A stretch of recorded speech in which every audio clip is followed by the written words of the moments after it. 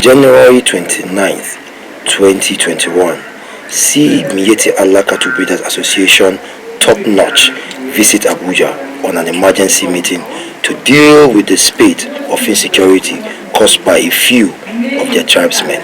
The Sultan, on opening this whole meeting, actually explained to them that, look, if we do not do something about this, the profiling will affect all of us because the innocents are already suffering. The advisor to the Sultan, Bugaji Usman, actually advised even the media that, look, the narrative should be fair and should not be skewed to profile them on the negative. My name is Usman Bugaji. I am an advisor to the Sultan of Sokoto, and I work with him on this particular issue, and I've been doing this for the last 7 years or so. So it's not like I'm new to this or I'm just jumping in, right? First, I think the media is distorting a lot of things. I think we need to be honest enough to admit that we are not giving the full, proper, balanced picture of things. There is a hype, about all these things. Just to recall, some 20, 30 years ago, we didn't have these kind of things. So admittedly, there are crimes being committed, but we have apparently ethnicized these crimes and made a particular ethnic group to be the only culprit in the process. This is wrong, this is inaccurate, and this is something that in itself is another source of conflict. And we need to be balanced in our reporting. We need to be fair and honest and accurate in the way that we see things. There are problems, and these problems are not new. These are problems that societies that are developing, and even developed societies, do face. It's a human, issue. The sources of the crisis. There is a failure of governance to provide the basic necessities of life. Poverty creates criminality in every society, and it is the work of, the job of those who have elected to look at our resources. And we are getting more and more people excluded.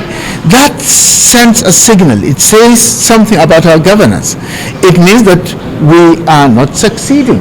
We are not delivering good governance. So we have to start with that. And what is good governance? It's basic. You have a budget, implement it. Cut down on corruption, cut down on frivolities and public spending. People will, that will generate trust. Then the law enforcement are there, because there is no society without criminals. This is, whatever society, this is a basic human failing. So why can't we deal with this? We have seen how kidnappers have been collecting money and they are enjoying it. And what government is saying is that, fine, it's in a way legitimizing that industry. Because when it can't do what it needs to do and what it should do and what it can do, then they are basically saying, in other words, that, well, yes, if government themselves are paying money, if the institutions, the security institutions, are themselves paying money to kidnappers to release their own people, and there are incidences like that, you people in the press have reported it, that means that you are actually supporting a growing criminal industry. And these are the issues that we should be focusing. But you see, to limit this to only the farmer, herder, or the Fulani, or the non-Fulani, I don't think that is a fair and accurate reporting. So I think we need to also tell ourselves in the media that we should, be looking at other dimensions, and we should be actually, of course, you should report the names of the people who are found to do this criminality. But please don't ethnicize it, because that has repercussions, and part of the problems we're facing is the repercussions of these things.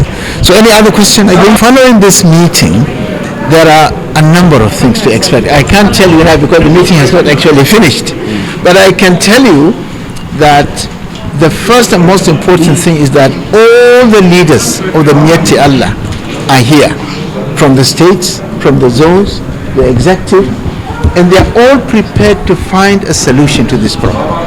And they are doing this under the leadership of the chairman of their board, the Sultan of Sokoto, His Eminence, and we are helping at the secretariat level with the Sultan to bring out the issues and to see how we can organize, and after this meeting there will be series of other committees and meetings that will look at the economic dimension, that will look at the cultural dimension, look at even the ethical dimension, because we have to admit it, there is a decomposition of society.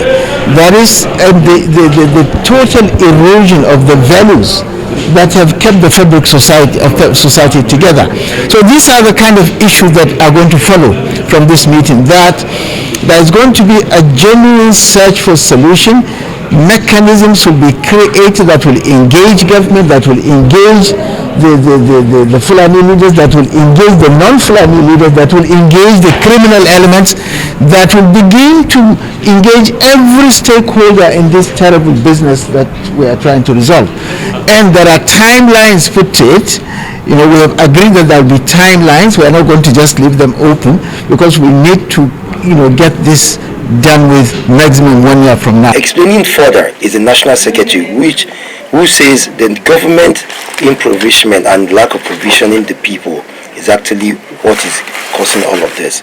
And we believe that with all of this coming together, that everybody's hand must be on deck to curb this insecurity.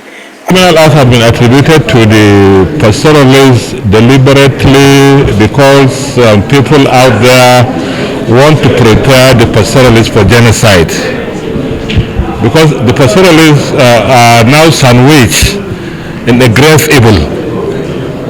Their cattle are being taken by criminals. They are being kidnapped on daily basis. Bandits are killing them, taking away their cows. And on the other hand, we have a criminal gang that is fighting, killing pastoralists, Fulanis for nothing. So there is no society that doesn't have good and the bad. We also have our share of bad elements, just like in other society. It is always wrong to use this phrase, Fulani, criminal Fulani husband. You'll never hear of criminal Igbo Amiroba. You'll never hear of criminal Yoruba Amiroba. Why then the use of criminal Fulani husband? A criminal is a criminal, whether he's Fulani, whether he's Hausa, whether he's Yoruba. Just give him the name of a criminal. Cattle wrestler, bandit, Amiroba, that is their name. So why the use of phrase criminal Fulani husband? This are being used deliberately in order to prepare the Fulanis for genocide. Can you tell us the outcome of your meeting with the Sultan? Meeting, as you see, the Sultan is the chairman, board of trustees for Miyetti Allah Cattle Breeders Association.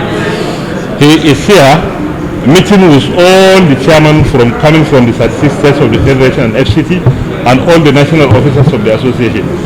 He is here to receive our briefs and then to advise us on the way forward. That is what we have done inside, and at the end of it will come up with either a communique or a statement that will be given to you people to see clearly. Lastly, you have attributed this thing to illiteracy and the cattle rustling. Why are you attributing it to all this? I am attributing it to illiteracy, that is lack of education, both Islamic and Western education, poverty. You see,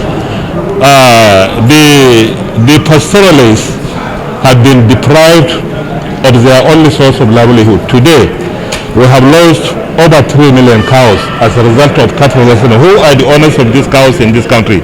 They remain the pastoralists. They are the 99% owners of cows in this country.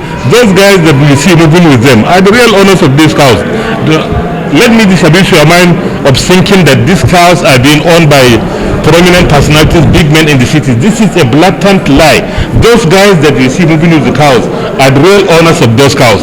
So today, because of activities of cattle rustlers, because of activities of kidnappers, they are being kidnapped on daily basis, take the cow to market, sell, come and pay ransom, free either your son, your wife, or part of your family. They lose money, they lose cows from banditry, they lose cows as a result of kidnapping, they lose cows as a result of so many other things. Farmer Hada company did not spare them from losing cows. So they are losing cows in large numbers. and this is their only source of livelihood. Once you deprive them from the cow, they don't know any other skill, and because of the nature of their business, roaming the wild, looking for free pasture, they didn't have the opportunity to be educated. Either way, either Islamic education, because we are majority Muslim, or the Western education. So they have no education, no any other skill, and the only source of livelihood have been taken away from them. With the prevalence of drugs and the proliferation of arms, what do you think? They say an idle man is a devil's workshop. So this is what is happening. So they become easy prey for initiation into banditry. They become easy prey for initiation into kidnapping by those merchants of criminality who are exploiting their ignorance and their poverty. Because so many times when they are caught, you see when they are interviewed, they will tell you 10 million have been taken from as a ransom, but out of that 10 million, if you ask them how much was given to you, they will tell you either 20, 50,000 at most. So this goes to show you that there are some big merchants behind this racket here. These guys' ignorance and poverty is just being exploited, so they become easy prey for initiating into criminality. So what will you be doing as an association since those are merchants? As they getting money, their cattle are not competing with the ones we have in the world that are weighing 800, 700 kilogram per cow. The milk output is not competing with the one in the world that one single cow is given an output of milk of maybe 50 liters.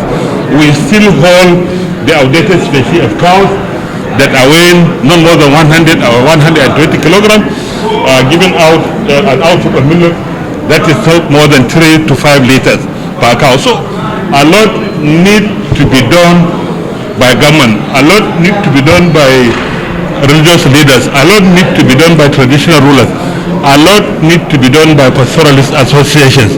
May Allah speaks, Magban speaks on behalf of members of Magban only. We don't speak on behalf of the entire pastoralist. And today's meeting will clearly show you that Magban is a peace-loving association. Magban is never a criminal association, because we have His Eminence, the Sultan, as the Board of Trustees Chairman of Magban, and you have seen him today chairing our meeting. So this goes to show the world that Magban is a peace-loving association. So I want to know your message to your members, especially I want children to go on cattle rearing, stop night grazing, respect the tradition and cultures of those guys you stay with and their religion as well. Be your brothers' keepers, stay peaceful, recognize rules and regulations, let down rules and regulations, and avoid criminality.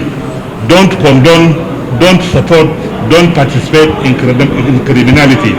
Because as an association, as a peace-loving association, we don't condone criminality, we hate it, we don't like it. I am Mohammed Jinadu from Voice TV Nigeria.